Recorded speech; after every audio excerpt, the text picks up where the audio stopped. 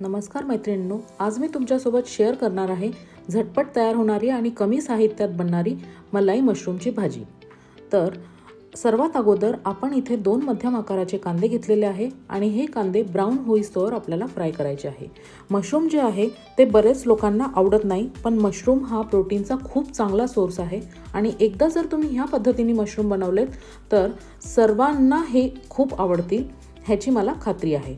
तर तुम्ही जर मशरूम खात नसाल तर ह्याच्यामध्ये तुम्ही पनीर किंवा सोयाबीन किंवा आलू किंवा मिक्स वेज कुठल्याही भाजीचा वापर करू शकता। तर सर्वात अगोदर मशरूम स्वच्छ 2 ते 3 पाण्याने धुवून घ्यायचे आहे आणि त्यानंतर एका मशरूमचे 4 भाग होतील ह्या पद्धतीने मशरूम कट करायचे आहे। मशरूम कट करत असताना त्याला जास्त वेळ पाण्यात ठेवायचं नाही। कांदा छान ब्राऊन झालेला आहे आणि आता आपण 5 ते 6 ह्याच्यामध्ये काजू टाकणार आहोत। हे थंड झाल्यानंतर आपण इथे हिरवी मिरची आणि लसणाचं पाकळ्या टाकणार आहोत आणि हे वाटण करून घेणार आहोत। तर वाटण तयार झालेलं आहे। एका बाउलमध्ये आपल्याला घ्यायचे आहे 2 ते 3 चमचे दही।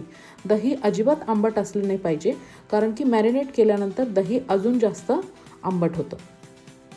जे मिश्रण आपण मिक्सरमधून वाटून घेतलं होतं हे मिश्रण आता आपण दह्यामध्ये मिक्स करणार आहोत।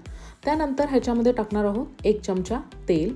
त्याचबरोबर इथे थोडेसे बेसिक मसाले जसं की धने पावडर, जिरे पावडर आणि लाल मिरची पावडर ह्या सगळ्या गोष्टी छान मिक्स करून घ्यायच्या आहेत। ह्याच्यामध्ये मीठ टाकायचं नाहीये आणि ह्याच्यामध्ये आपण टाकणार आहोत मशरूम आणि ह्याला छान असं मॅरिनेट करायचं आहे।